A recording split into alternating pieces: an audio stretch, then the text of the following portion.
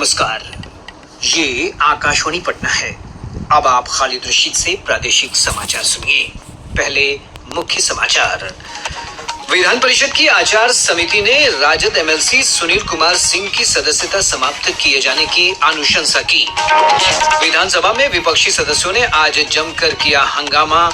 विरोध कर रहे सदस्यों ने सदन के बीचों बीच जाकर समानांतर सभा भी चलाई। निगरानी जांच ब्यूरो ने पटना में कृषि विभाग के संयुक्त निदेशक विभू विद्यार्थी को 3 लाख रुपए रिश्वत लेते रंगे हाथ गिरफ्तार किया। और प्रधानमंत्री नरेंद्र मोदी ने मन की बात कार्यक्रम के आगामी संस्करण के लिए मिले सुझावों पर प्रसन्नता व्यक्त की। 28 जुलाई को होगा मन की बात का प्रसारण। अब समाचार विस्तार से।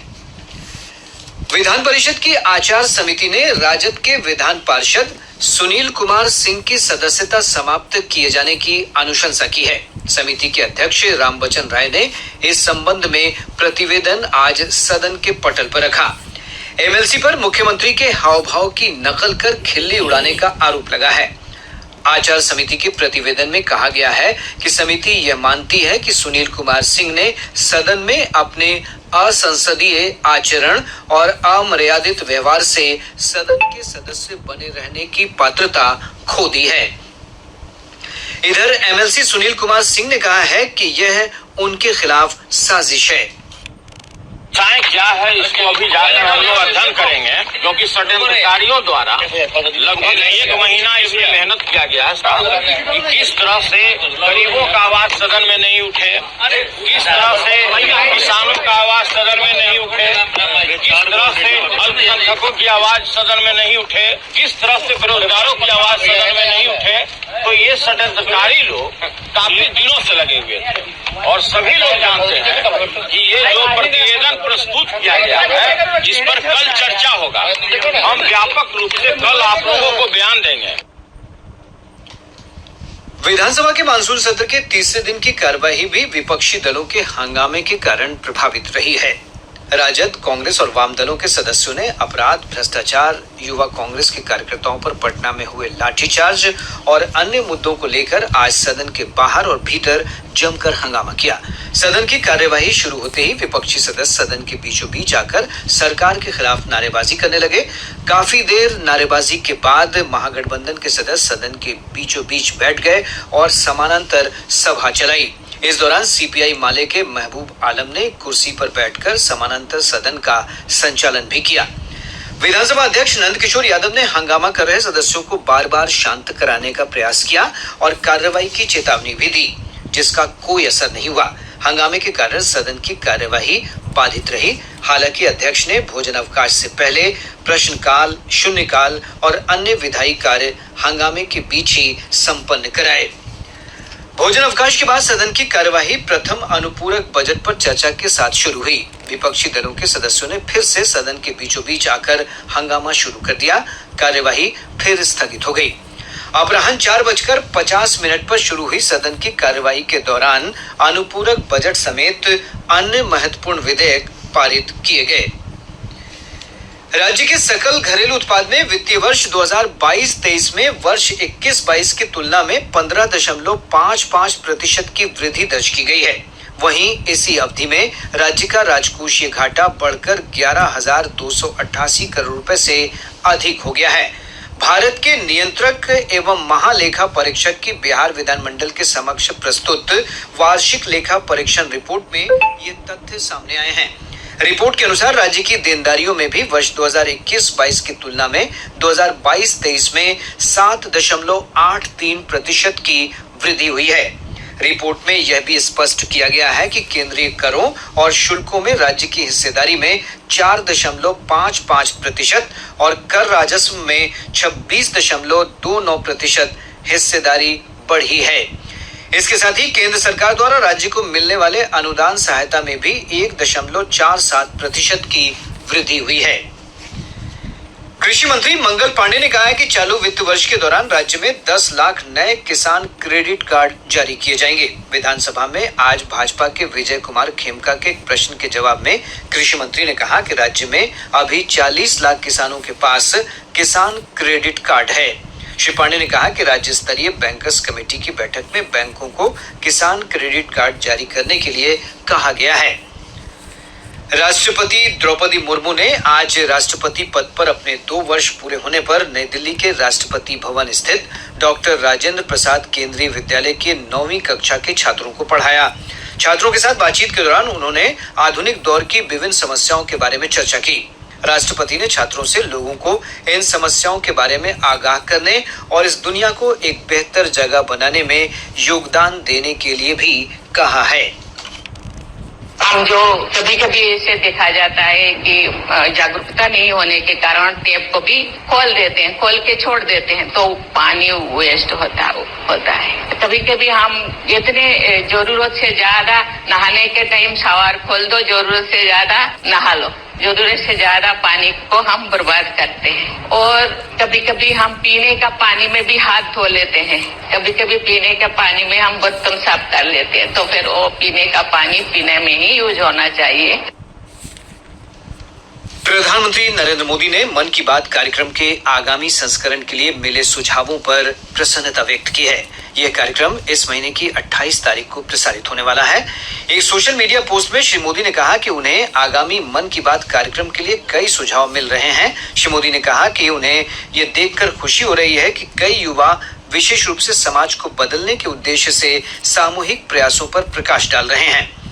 प्रधानमंत्री ने लोगों से अपने सुझाव MyGov, नमो ऐप पर भेजने या 1800-117800 पर अपना संदेश रिकॉर्ड कराने का आग्रह किया है। बिहार लोक सेवा आयोग ने 21 परीक्षाओं का संशोधित कैलेंडर जारी किया है। इसके अनुसार 70वीं एकीकृत संयुक्त प्रतियोगिता परीक्षा की प्रारंभिक परीक्षा 30 सितंबर को होगी। परिणाम 5 से 7 नवंबर के बीच प्रकाशित किया जाएगा। वहीं मुख्य परीक्षा का आयोजन अगले वर्ष 3 से 7 जनवरी के बीच किया जाएगा। 69वीं संयुक्त परीक्षा का अंतिम परिणाम 31 अगस्त तक प्रकाशित किया जाएगा। इधर आयोग कल प्रधानाध्यापक तथा प्रधान शिक्षक पद पर नियुक्ति के लिए 28 और 29 जून को आयोजित परीक्षा में शामिल अभ्यर्थियों के लिए उत्तर पत्र जारी करेगा। आयोग ने सूचना जारी कर अभ्यर्थियों से 2 अगस्त तक आयोग की वेबसाइट से उत्तर पत्र OMR शीट डाउनलोड करने को कहा है। 5 अगस्त तक आपत्ति दायर की जा सकती है। शेष खबरें एक अंतराल के बाद।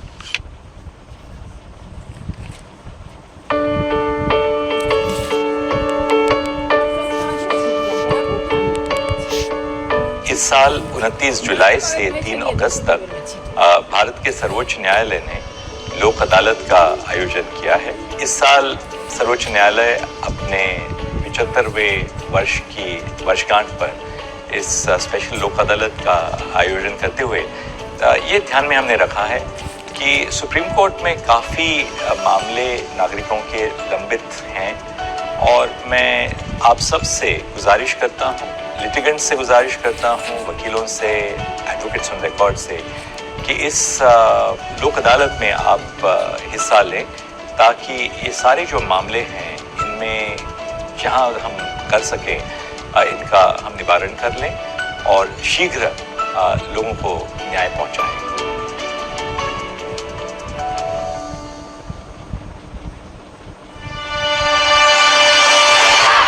पेरिस कर रहा है 33वें ओलंपिक खेलों की मेजबानी। आकाशवाणी के साथ आप साक्षी बनेंगे इन खेलों के हर महत्वपूर्ण पल के। 26 जुलाई से 11 अगस्त तक हर रोज सुबह 7 बजे से 7:30 बजे तक हम लेकर आएंगे आपके लिए पेरिस ओलंपिक खेलों के डेली हाइलाइट्स। साथ ही पेरिस ओलंपिक खेलों की ब्रेकिंग न्यूज भी आप तक पहुंचाएंगे हम आकाशवाणी रेनबो और न्यूज ऑन एयर ऐप के जरिए।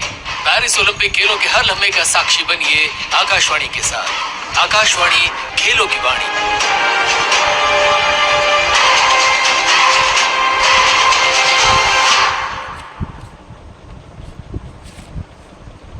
प्रादेशिक समाचार आप आकाशवाणी पटना से सुन रहे हैं। ताजा समाचारों के लिए आप हमारे x handle AIR News_ Patna पर जा सकते हैं।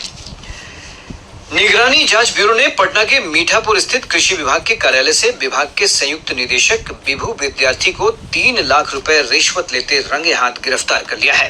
टीम ने विभाग के प्रधान लिपिक सत्यनारायण कुमार को भी गिरफ्तार कर लिया। बिहार के 2 सामुदायिक रेडियो स्टेशनों को पुरस्कृत करने की घोषणा की गई है। सूचना और प्रसारण मंत्री अश्विनी वैष्णव ने इन पुरस्कारों की आज घोषणा की। एक रिपोर्ट।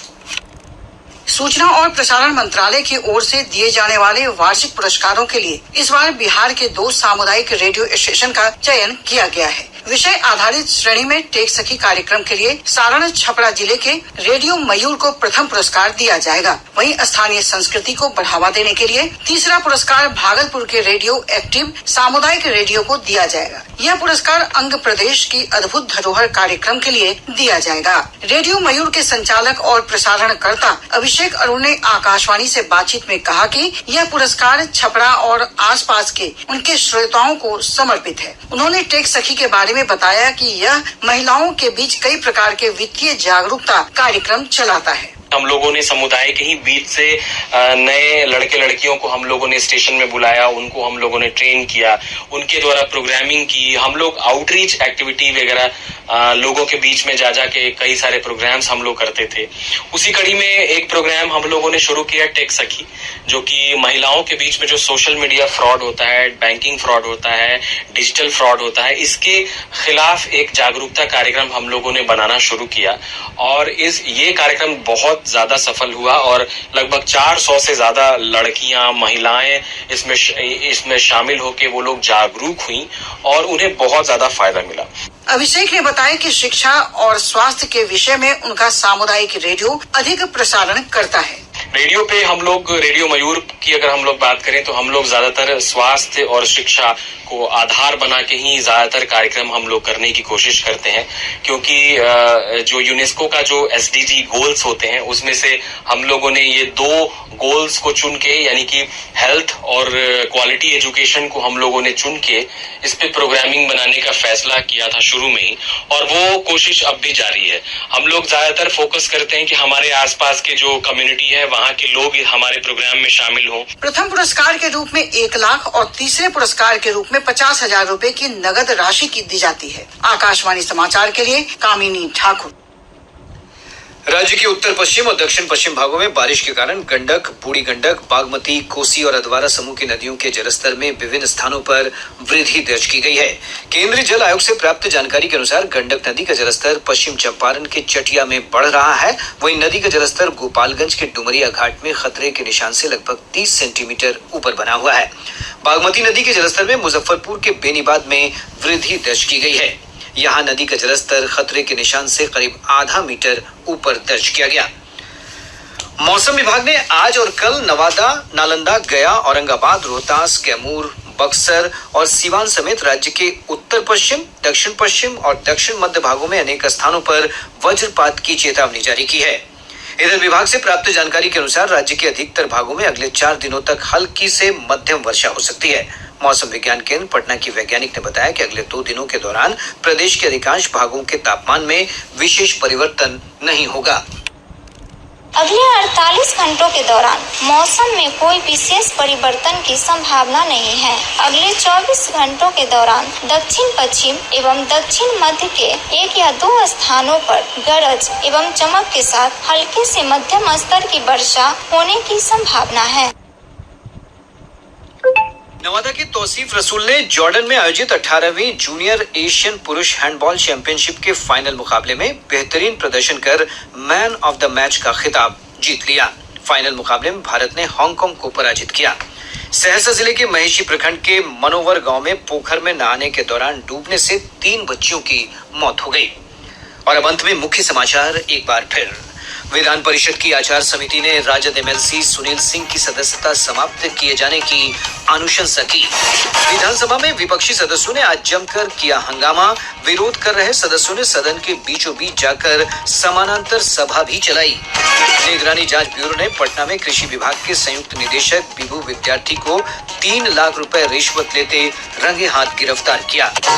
और प्रधानमंत्री नरेंद्र मोदी ने मन की बात कार्यक्रम के आगामी संस्करण के लिए मिले सुझावों पर प्रसन्नता व्यक्त की। 28 जुलाई को होगा मन की बात का प्रसारण।